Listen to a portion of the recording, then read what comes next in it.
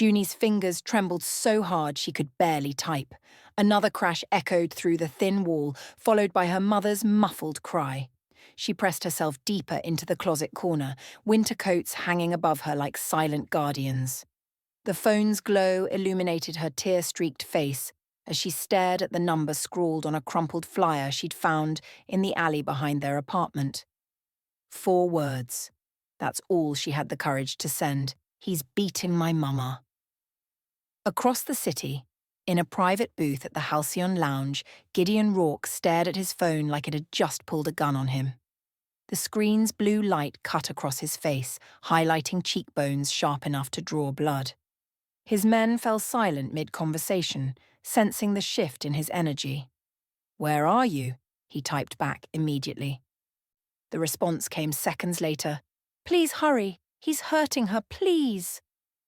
Something cold and dangerous settled in Gideon's eyes. He typed, "Send your address. Lock your door. Do not come out for anyone except your mother. Understood?"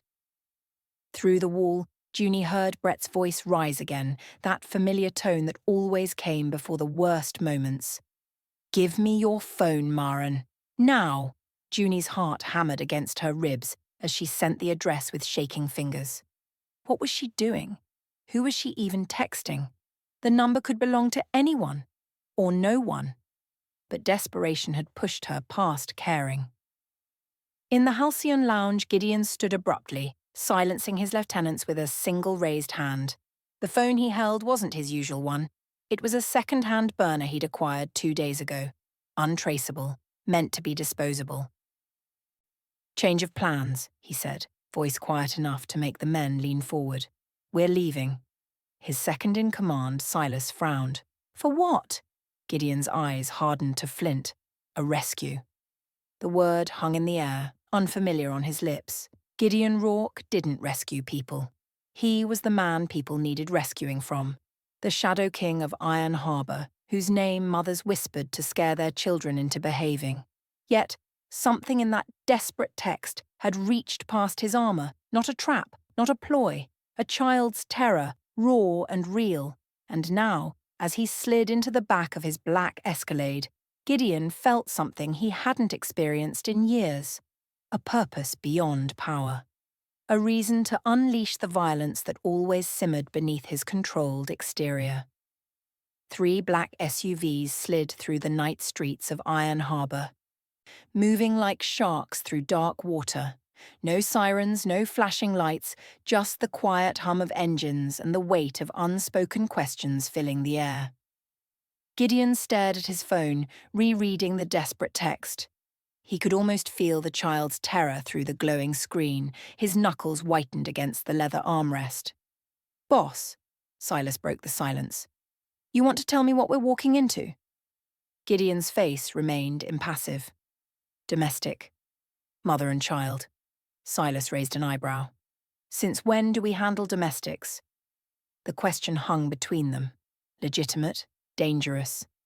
Gideon Rourke didn't involve himself in random acts of charity. Every move he made was calculated, every favor stored like currency for future collection. "The text came to my burner," Gideon said, eyes fixed on the passing streetlights. "The one I bought 2 days ago." Understanding dawned slowly on Silas's face. Nobody should have that number. "Nobody does." Gideon's voice was soft. "Except now, a child." In his mind, Gideon saw himself buying the phone from a corner shop paying cash, the clerk never meeting his eyes. No registration, no trace. A ghost phone for ghost business. Yet, somehow, this girl, Junie, had found it. Coincidence? He didn't believe in those. Back in the apartment, Junie froze as heavy footsteps approached her bedroom door. Brett's voice slurred with anger and alcohol. "Kid, you awake? Your mama's being difficult." She pressed herself further into the closet, phone clutched to her chest like a shield. The doorknob rattled. "I know you're in there. Open this door." Outside the apartment building, Gideon stepped from the SUV, adjusting his coat. No weapons visible, but his men knew better than to assume he wasn't armed. Gideon never walked into any situation unprepared. "If this is a trap," Silas began. "It's not." Gideon cut him off with certainty. How do you know? Gideon's eyes scanned the building, peeling paint, flickering porch light, broken security door. Because whoever sent that text was terrified. You can't fake that kind of fear. Inside, wood splintered as Brett's shoulder crashed against Junie's bedroom door. She bit back a scream, crawling deeper between winter coats. The front door of the apartment never made a sound when it opened, but Brett heard something, a shift in the air perhaps, that made him turn. And what he saw in his living room doorway stopped his heart mid-beat. Brett Kincaid turned to find a stranger standing in his living room. A man in an expensive suit who hadn't knocked, hadn't announced himself, just appeared like a nightmare made flesh. "Who the hell are you?" Brett demanded, puffing out his chest. The stranger didn't answer.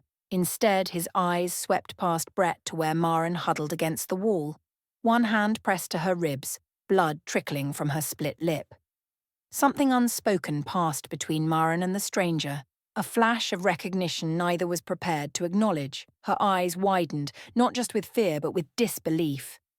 "I'm the person you should have been afraid of," the stranger finally said to Brett, voice soft as a funeral prayer. Brett laughed, alcohol giving him courage he shouldn't have felt. "You're in my house?" "Not anymore." The stranger took one step forward. Brett swung wildly, a haymaker fueled by rage and wounded pride. He never connected.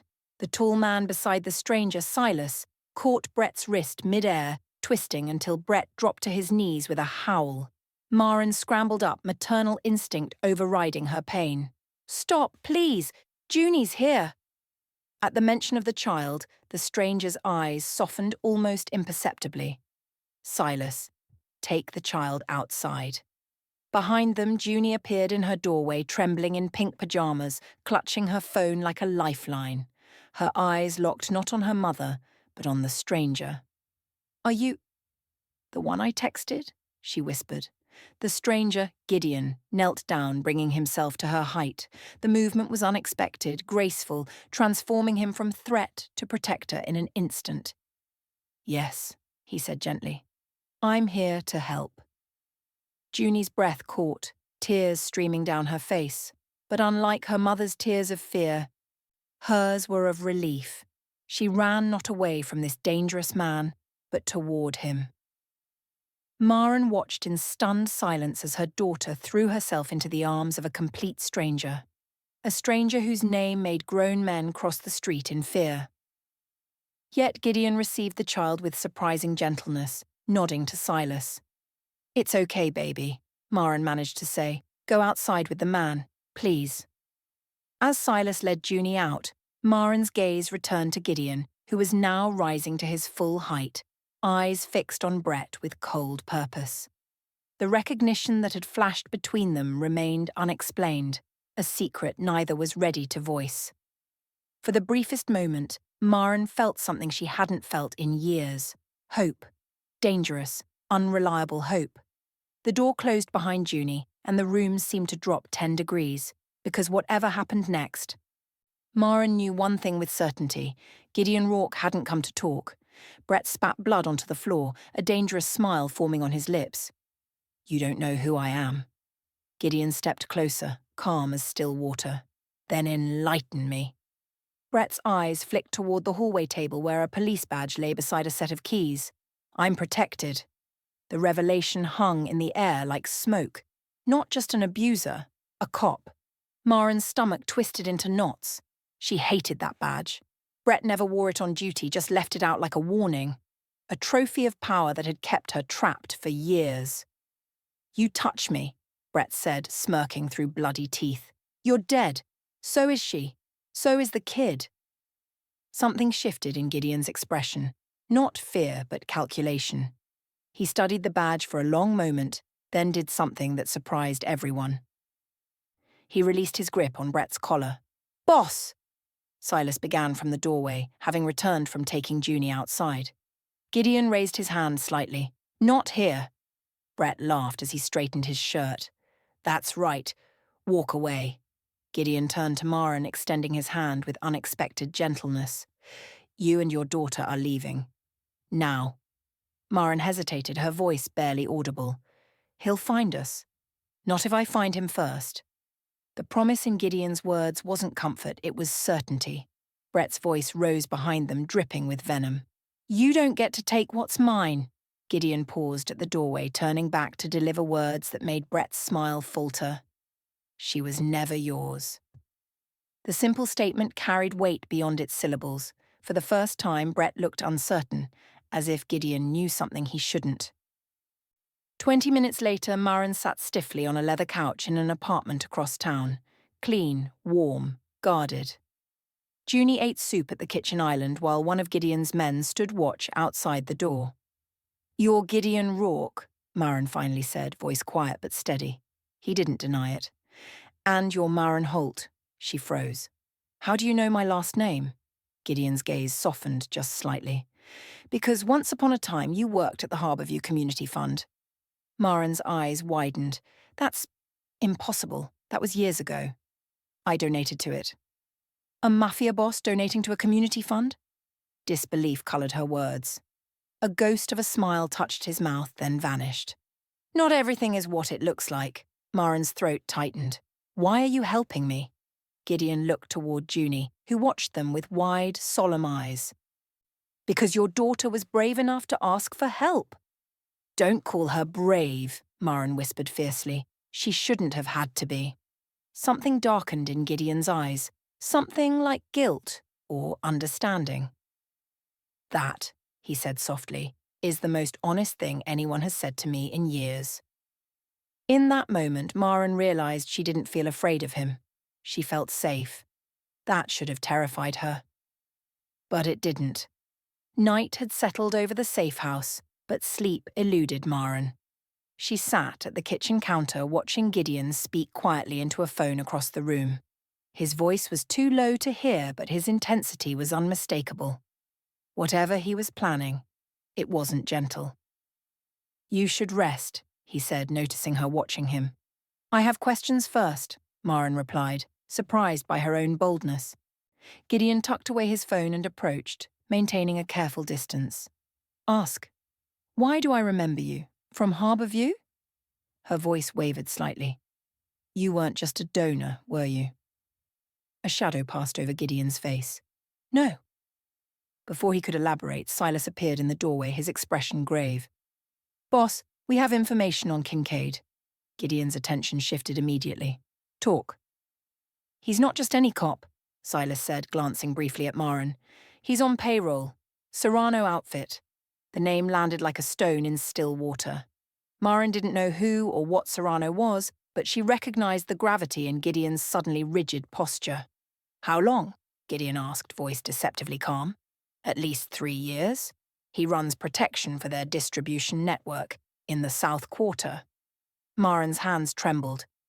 What does that mean for us? Gideon turned to her, something almost apologetic in his gaze. It means Brett isn't just an angry man with a badge. He has resources, connections, and now he has reasons beyond his pride to find you. In the bedroom down the hall, Junie appeared in the doorway, clutching a borrowed blanket around her shoulders. Mama? I can't sleep. Maren started to rise, but to her surprise, Gideon moved first, approaching Junie with a gentleness that seemed impossible from someone with his reputation. Would it help if I checked for monsters? He asked, kneeling to her level. Junie considered him seriously. The monsters aren't in the closet, they're in people. The words hung in the air, heartbreaking in their wisdom. Gideon nodded, respect clear in his eyes. You're right, he said, but not all people. And not tonight. Junie studied him for a long moment before asking the question Maren hadn't dared to. Are you a monster, Mr. Rourke? Gideon didn't flinch from the child's direct gaze. Some people think so. But are you? His answer came soft but certain. Not to you. At dawn, the safe house was too quiet. Gideon noticed it first. The security guard outside hadn't checked in. Then the power flickered once, twice. His body tensed before his mind fully registered the danger. Get up, he ordered, moving swiftly to Maren's bedroom door. We need to move, now. Maren was already awake, pulling a sweater over Junie's head. What's happening? Someone talked. His voice was flat, controlled, but rage simmered beneath. Get your shoes. Footsteps pounded up the stairwell outside. A voice shouted through the door. Rourke! You playing hero now? Come out! Maren's face drained of colour. They found us. Gideon moved to a bookshelf, pressing against its edge to reveal a hidden panel. Service corridor. Silas will meet you at the exit. What about you? Maren clutched Junie's hand. I'll make sure they follow me, not you. His eyes met hers, conveying what his words didn't. He was choosing their safety over his. Junie broke from her mother's grasp, running to wrap her arms around Gideon's leg. Don't stay. Come with us. Something cracked in Gideon's carefully controlled expression. He knelt, one hand on Junie's shoulder. I'll find you, I promise. As the door began to splinter, Maren pulled Junie into the hidden passage. Gideon closed it behind them just as the apartment door burst open. Silas was waiting at the bottom of the service stairs as promised, ushering them into a nondescript sedan. As they sped away, gunshots echoed from above. He'll be fine, Silas said, noticing Maren's backward glance. He survived worse. 20 minutes later, they reached a second safe house, smaller, less luxurious, but secure. Maren had just settled Junie with a colouring book when her phone rang. An unknown number. Her hands trembled as she answered. Hello, Maren. Brett's voice slid through the speaker, calm now, too calm. Leave us alone, she whispered. Brett chuckled. I would, if you didn't have something that belongs to me. Junie is not yours, Maren hissed, turning away so her daughter wouldn't hear. Oh? Brett's voice dropped lower. Then why does she have his eyes? Maren's breath stopped. The room seemed to tilt around her. Brett continued, silky and cruel. You thought I didn't know. That I couldn't see it? I knew she wasn't mine the moment she was born. Maren's vision blurred as memories crashed through her defences. A charity fundraiser years ago, a powerful man with haunted eyes, a single night she'd buried deep in her past. Brett laughed softly. Tell Gideon Rourke he can keep playing hero, but when the Serranos finish with him, his voice turned dark. I'm coming back for what's mine. The line went dead. Maren stared at the phone, her world collapsing around a truth she'd hidden for 8 years, even from herself. Mama, Junie's small voice broke through her shock. What did he mean? Maren's hands shook as she ended the call, memories flooding back with the force of a broken dam.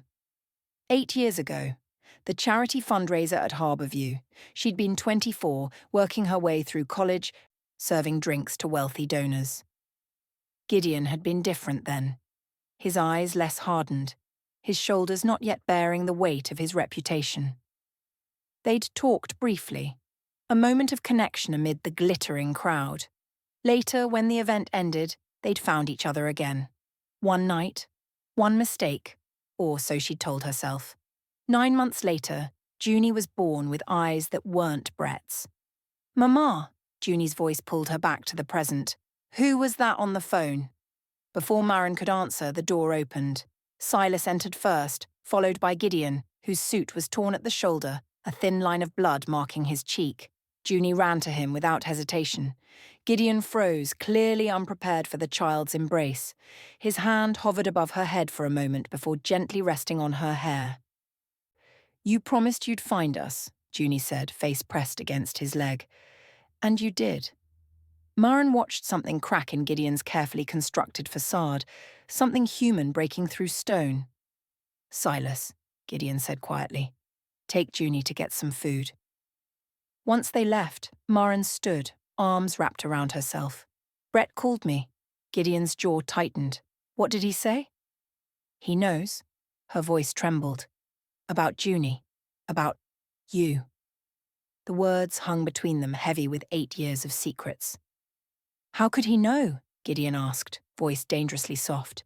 Because he's always suspected she wasn't his. Maren's eyes filled with tears. And now he's using her to get to you. Gideon moved to the window, keeping his back to her. You never told me. How could I? You disappeared after that night, and when I heard your name again, it was always connected to something violent. Maren's voice cracked. By then, I was with Brett, and he took what wasn't his, Gideon finished, turning to face her. Just like Serrano. The name sent a chill through Maren. Who is Serrano? Gideon's eyes darkened. The man who murdered my family. The words fell like stones, rippling through the silence between them. 5 years ago, the Serrano outfit wanted Iron Harbor. My father refused to surrender territory, so they killed everyone, my parents, my sister. Gideon's voice was stripped of emotion. I was supposed to die too. Maren struggled to breathe. And Brett works for them. Yes, Gideon's gaze locked with hers, which means this isn't just about you anymore. It's about Junie. It's about me. And it's about a debt I've waited 5 years to collect. You're feeling it now, aren't you? The weight of secrets finally revealed, of lives connected by fate and broken by fear. Night fell over the safe house, but no one slept. Gideon stood by the window, a silhouette against city lights, while Maren sat with Junie until the child's eyes finally closed. When she returned to the living room, Gideon was examining an old photograph. In it, a younger Gideon stood beside a woman with his same sharp eyes. "My mother," he said without looking up. "She used to say family isn't what you're born into, it's who you die to protect." Maren approached cautiously. "Is that why you came when Junie texted? Because you somehow knew?" "No." Gideon set the photo down. "I came because a child asked for help. Finding out she's mine changes things." "How?" Gideon finally turned to her.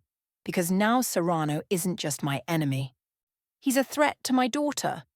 The word daughter hung in the air between them. Maren watched emotions war across Gideon's face, rage, protectiveness, and something that looked dangerously like hope. "I've spent 5 years collecting evidence against Serrano and every cop on his payroll," Gideon continued, "building a case strong enough that even his political connections couldn't save him." "Then why haven't you used it?" "Because the moment I do, I expose myself. My entire organization, everything I've built." Understanding dawned on Maren. "You've been waiting for the perfect moment. And now I don't have that luxury." Gideon's voice hardened. "Brett knows about Junie. Serrano knows about you. The timeline has collapsed." A crash from outside sent them both moving, Gideon toward the noise, Maren toward Junie's room. But before either reached their destination, the lights cut out. In the sudden darkness, Gideon's hand found Maren's arm. "Get Junie, back room, now." Junie was already awake, standing in the hallway with wide, frightened eyes. Maren scooped her up, following Gideon through the darkened apartment. The sound of breaking glass came from the front room. "Inside," Gideon whispered, ushering them into a bathroom. He pressed something cold and heavy into Maren's hand. A gun. "Lock the door. If anyone but me tries to enter—" "I can't," Maren whispered, trying to push the weapon back. Gideon's hands closed over hers, steady and certain. "For Junie, you can." His eyes, so like Junie's, held Maren's gaze. In that moment, she saw beyond the reputation, beyond the violence that had defined him. She saw a father willing to do anything, everything to protect what was his. "I'll find you," he promised, "no matter what happens." Then, he was gone, slipping back into the darkness toward whoever had come to claim them. Can you feel your heart racing alongside theirs? This is the moment everything changes. The moment when a father will either save his child or lose everything trying. Subscribe now to witness their desperate fight for survival. Because in a world of betrayal and danger, love might be the only thing strong enough to save them all. Dawn broke over Iron Harbor as police radios crackled to life. Brett Kincaid stood in the precinct parking lot, surrounded by officers in tactical gear. His badge gleamed in the early light, authority restored. "Remember," Brett told them, "Rourke is armed and dangerous. The woman and child are hostages." The lie rolled easily off his tongue. 10 officers nodded, none questioning why this takedown wasn't going through proper channels. They knew better than to ask questions when Brett Kincaid gave orders.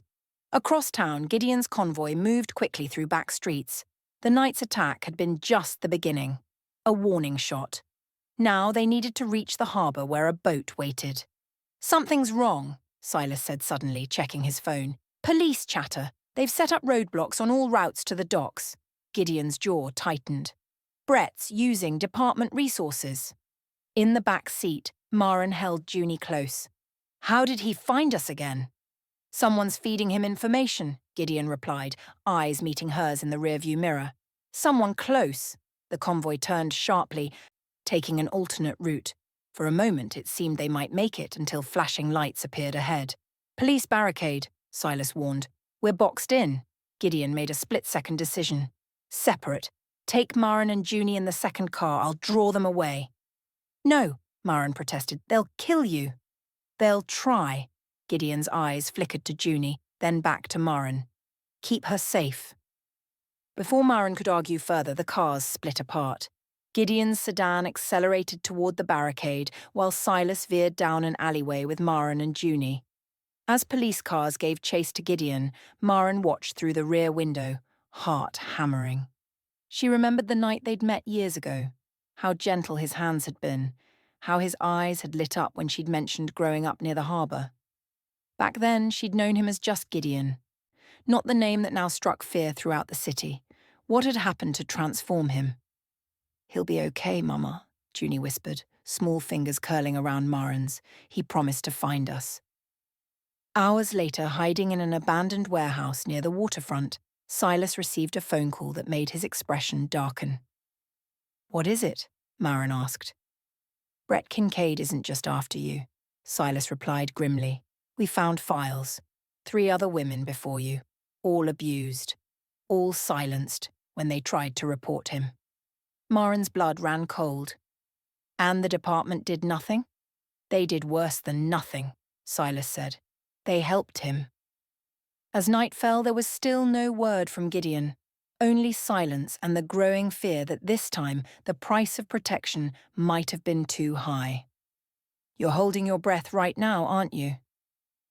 Wondering if Gideon survived, if he'll keep his promise to find them? The truth is, this family has only just begun to fight. The warehouse grew colder as night deepened.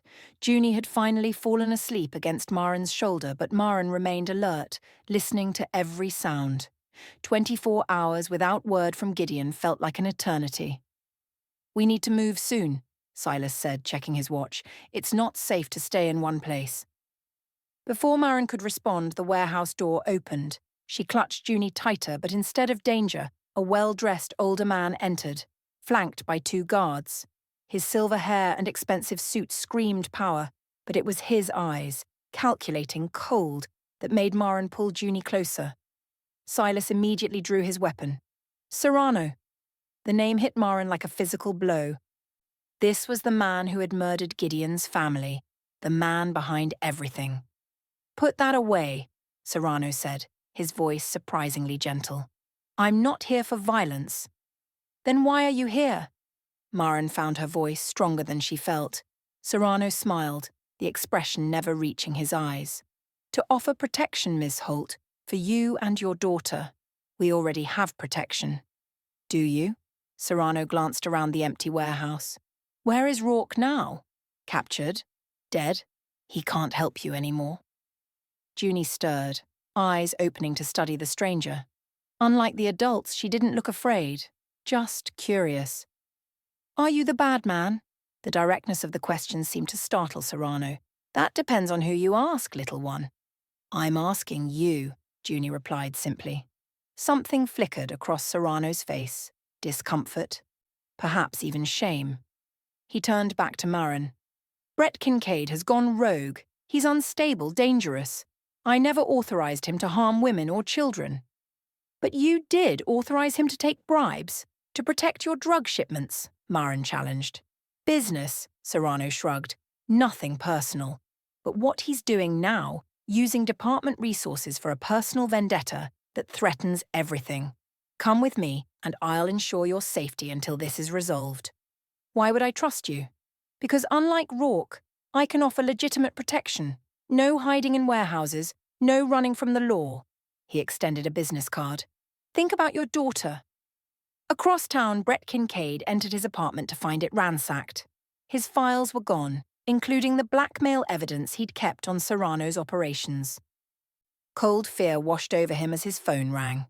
"You've been careless, Detective," Serrano's voice came through the speaker. "And I don't tolerate carelessness." "I'm handling Rourke," Brett insisted. "And the woman." "Are you? Because it seems to me you've created a mess I now have to clean up." Serrano's voice hardened. "Including you." The line went dead. Brett's hands shook as he reached for his service weapon, only to find the holster empty. Looking for this, Brett spun around to find a woman in a police lieutenant's uniform holding his gun. Lieutenant Rivera, Internal Affairs. "We need to talk about your extracurricular activities, Kincaid," she said, "and about your friend Gideon Rourke, who's been sharing some very interesting evidence with my department for the past year."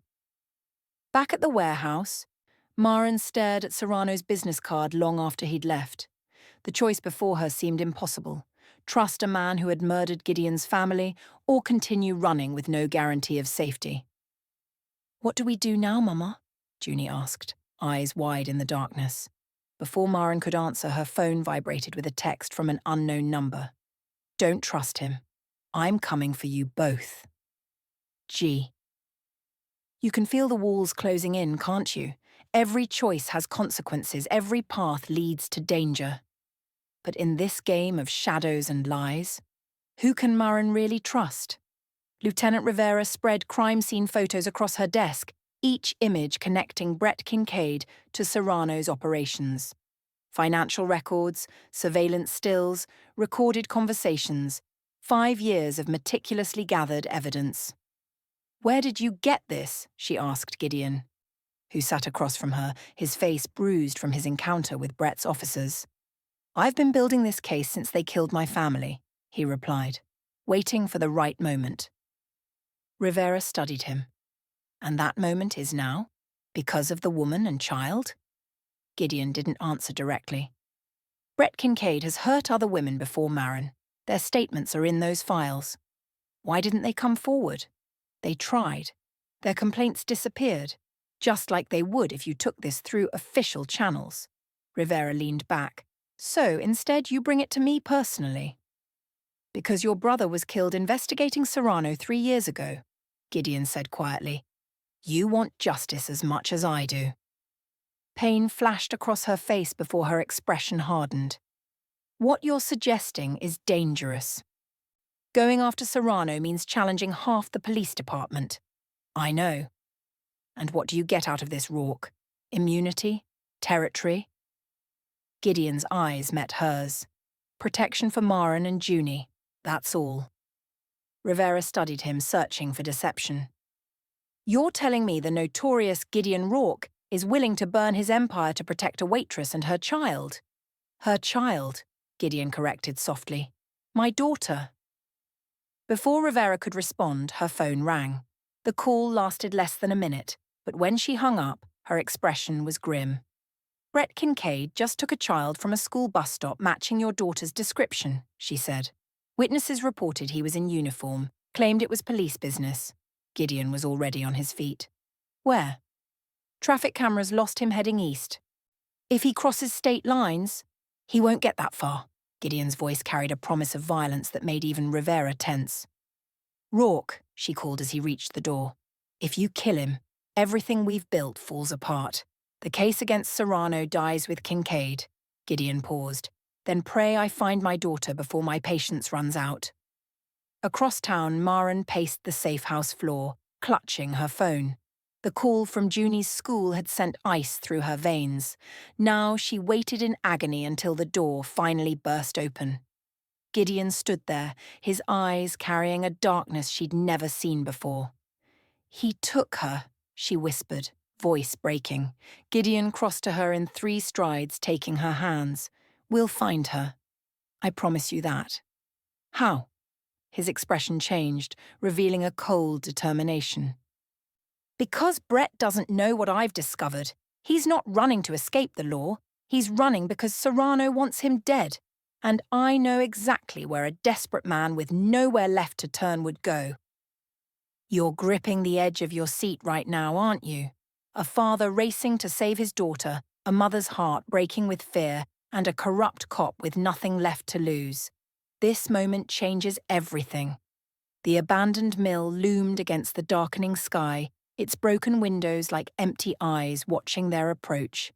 Gideon killed the headlights a quarter-mile away, the car rolling silently down the access road. "Stay here," he told Maren, checking his weapon. She straightened in her seat. "No, she's my daughter." "He's dangerous. So am I." Maren pulled a gun from her jacket, the one Gideon had given her at the safe house. "I've been running from Brett for years. I won't run anymore, not when he has Junie." Something like respect flickered in Gideon's eyes. He nodded once. They moved through the gathering shadows toward the mill's rusted entrance. Gideon motioned for silence as a voice carried from inside. Brett talking on the phone. "I don't care what Serrano told you. I've got insurance now," he was saying. "The kid, Rourke's blood. You tell him if he wants me dead, he loses her too."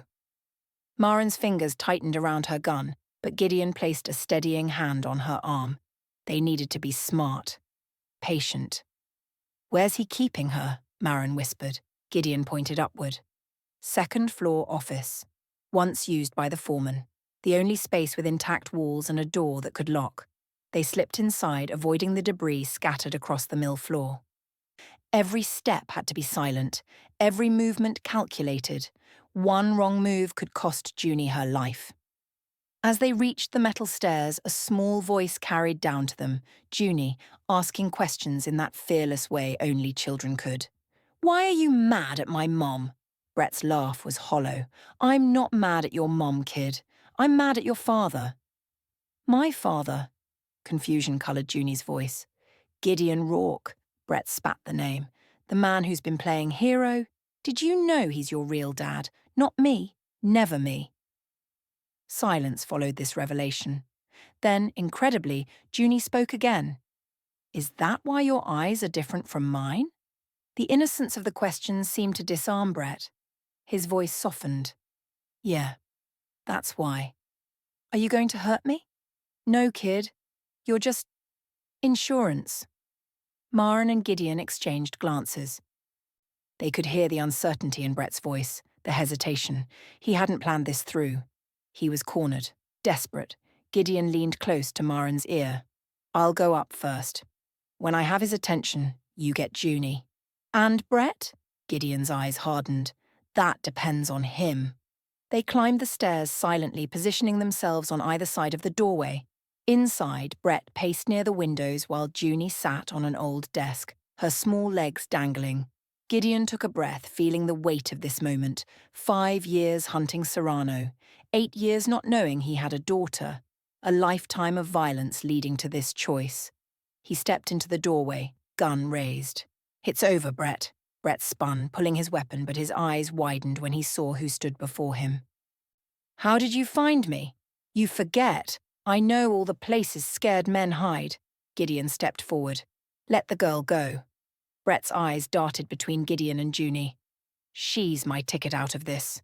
She's an innocent child." "She's your child," Brett shouted. "I raised her while you were out building your empire. All those years I knew.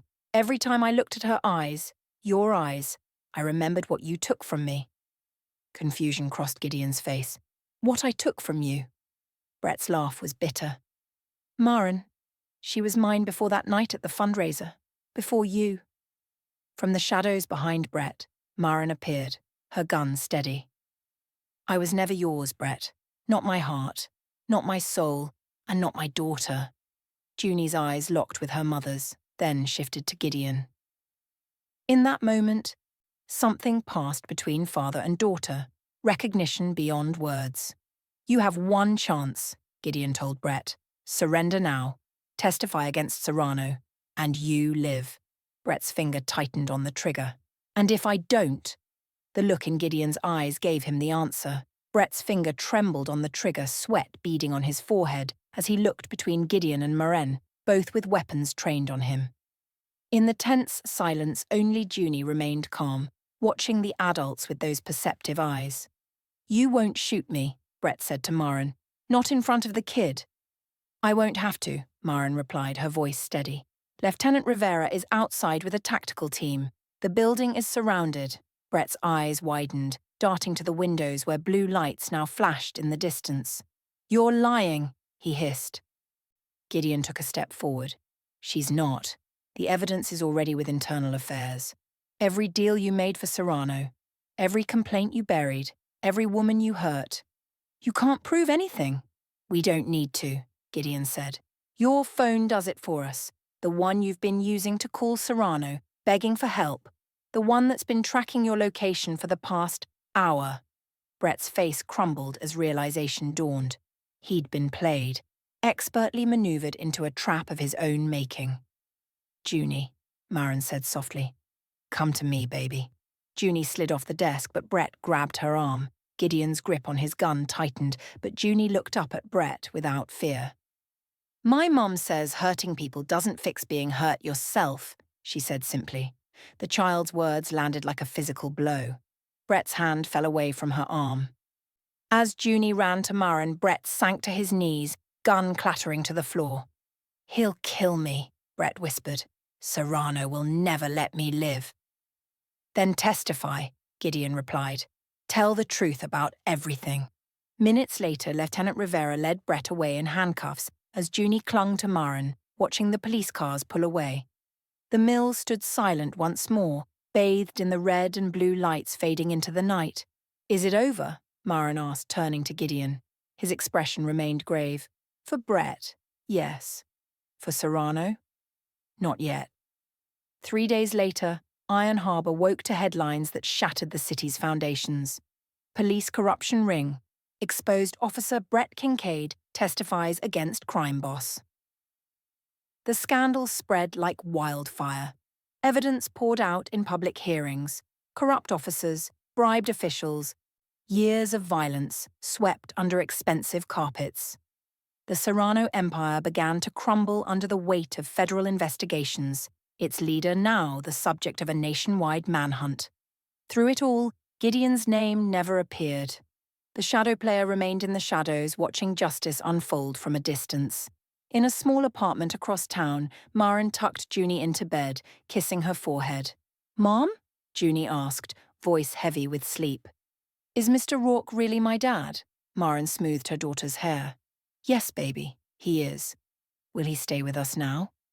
The question hung in the air, unanswerable, because Maren didn't know. The man who had saved them, who had torn down an empire to protect them, remained a mystery even now. As she closed Junie's door, Maren found Gideon standing in her living room, looking out of place in his expensive suit. The federal marshals took Brett into witness protection this morning, he said. He'll testify against Serrano next month. And you? Maren asked. What happens to you now? Gideon turned to face her, his expression more vulnerable than she'd ever seen it. That depends, he said quietly, on what you want. 3 months passed. Summer faded into autumn, painting Iron Harbour in golds and reds. In a small house on the city's outskirts, Maren stood at the kitchen window, watching Junie and Gideon in the backyard. They sat at a chess table Gideon had built himself, his large hands moving pieces while Junie's brow furrowed in concentration. The sight still caught Maren by surprise. This domesticity, this peace. The feared Mafia boss of Iron Harbour teaching an 8-year-old girl how to play chess on a Sunday afternoon. The trial against Serrano continued downtown, making headlines daily, each revelation more shocking than the last. But here, in this small sanctuary, they had created something different, something that felt like home. Gideon looked up, catching Maren watching them. The smile that crossed his face transformed him, softening the hard lines, warming the cool eyes. It was a smile reserved only for her and Junie, never seen by the outside world. Later, after Junie had gone to bed, Maren found Gideon on the porch, his phone glowing in the darkness. Problems? She asked, sitting beside him. Transitions, he corrected. Silas is handling the legitimate businesses now. The other operations are being dismantled. Maren studied his profile in the dim light. Do you miss it? The power? Gideon was quiet for a long moment. I built that life because I had nothing else. Because after they killed my family, Power seemed like the only protection. His hand found hers in the darkness, fingers intertwining. "Now I have something worth protecting," he said simply. Maren leaned into him, feeling the steady beat of his heart. These quiet moments still felt fragile, like dreams that might shatter upon waking. Learning to trust this newfound peace wasn't easy for either of them. "The prosecution offered me immunity," Gideon said suddenly, "in exchange for testimony about financial crimes connected to Serrano." Maren's breath caught. "What did you say?" "I said yes." His voice was steady, but she felt the tension in his shoulders. "It means I can walk away clean. Start over." "With us?" The question escaped before she could stop it. Gideon turned to face her, cupping her cheek in his hand. "If that's what you want. And if Serrano's people come looking for revenge, they won't find us." His certainty was absolute. "I've spent my life learning how to disappear, how to become someone new." The promise hung between them, a future neither had dared imagine. A chance to begin again, without fear, without looking over their shoulders. Inside, Maren's phone chimed with a message.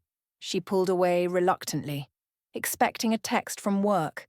Instead, she found an anonymous message that made her blood freeze. "Gideon Rourke thinks he's won, but some debts can only be paid in blood." She showed it to Gideon, whose expression darkened immediately. "Who sent this?" she whispered. "I don't know," he admitted. "But whoever it is, they made a mistake." "What mistake?" Gideon's eyes met hers, fierce with determination. "They threatened my family, and there's nothing I wouldn't do to protect what's mine." As he pulled her close, Maren realized a truth that should have frightened her, but instead brought comfort. The man holding her might have left his empire behind, but he hadn't lost the power that made him feared. And right now, that power stood between her daughter and danger. The road ahead wouldn't be easy, but for the first time in years, she wasn't facing it alone. 6 months after Brett's testimony, Serrano was sentenced to life without parole. The courtroom erupted in chaos as the verdict came down, but Gideon wasn't there to witness it. He stood instead on a quiet beach watching Junie chase waves along the shore, her laughter carrying on the salt breeze. "Strange," Maren said, joining him at the water's edge. "The man who terrorized Iron Harbor for years is finally gone, and we're the only ones who know who really brought him down." Gideon's gaze remained on Junie. "Better that way." The last half-year had transformed them all. Gideon had systematically dismantled his criminal enterprises, converting what could be legitimate, selling what couldn't. His testimony against Serrano's financial network had been given behind closed doors, his immunity agreement sealed by judges who understood the value of his cooperation. Now they stood on the threshold of a new life, 3,000 miles from Iron Harbor, with new names and clean slates. "Do you ever regret it?" Maren asked. "Walking away from everything you built?" Gideon turned to her, the sunset gilding his profile. "I built an empire on fear because I had nothing worth loving. Now I do." His hand found hers, fingers intertwining with practiced ease. These touches, once awkward and hesitant, now felt as natural as breathing. "Daddy, look what I found!" Junie came running, a perfect sand dollar in her palm, the word "daddy" still new on her tongue, but growing more confident each day. Gideon knelt to examine her treasure, this man who once made hardened criminals tremble now, completely disarmed by a child's smile. The transformation wasn't instant. Nightmares still plagued him, old habits died hard, but each day took him further from the man he'd been. That night, after tucking Junie in, Gideon stood on the deck of their beach house, scanning the darkness with instincts that hadn't dulled. "We're safe," Maren said, joining him. "You can stop looking for ghosts." Gideon pulled her close. "Old habits. We have new names, new identities. No one knows we're here." "Someone always knows," he countered softly. Maren studied his face. "You're expecting trouble." "I'm prepared for it," he corrected. "There's a difference." His phone vibrated. A text from Silas. "Package secured. Threat neutralized." Gideon's shoulders relaxed slightly. The anonymous messenger who'd threatened them months ago had finally been identified. a distant Serrano cousin seeking revenge. Now he was no longer a concern. Last loose end, Gideon murmured. Meaning? His eyes met hers. Meaning I can finally give you this. From his pocket, he withdrew a small box. Inside nestled a ring, not flashy or ostentatious, but elegant in its simplicity. I know we started backward, he said, voice uncharacteristically uncertain. And I know I don't deserve... Maren silenced him with a kiss. Yes, she whispered against his lips. The answer is yes. As they stood embracing under the stars, neither noticed the distant figure watching through binoculars from the cliffs above. The observer lowered his glasses, speaking quietly into a phone. I found them. What are your orders? A woman's voice replied, just watch for now. My brother deserves his happiness. Before the storm comes. The man nodded, though no one could see him. Understood, Ms. Rourke. On the deck below, blissfully unaware, Gideon held his future in his arms, a family he would protect with his dying breath. Because men like him don't get fairy tales without fighting for them. And this fight was just beginning. The story of Junie's desperate text may have ended, but for this unlikely family, the most dangerous chapters were yet to be written. Because in a world of shadows and secrets, sometimes the greatest threat comes from those you thought were already gone. You've witnessed their journey from that first desperate text to this moment of hard-won peace. But the shadows are still lurking, waiting to test their love and resolve once more. This family has captured your heart. Will you be there when they face their next battle? Subscribe now and join us for the next chapter in their story. Because some families are worth fighting for, and some stories are too powerful to end.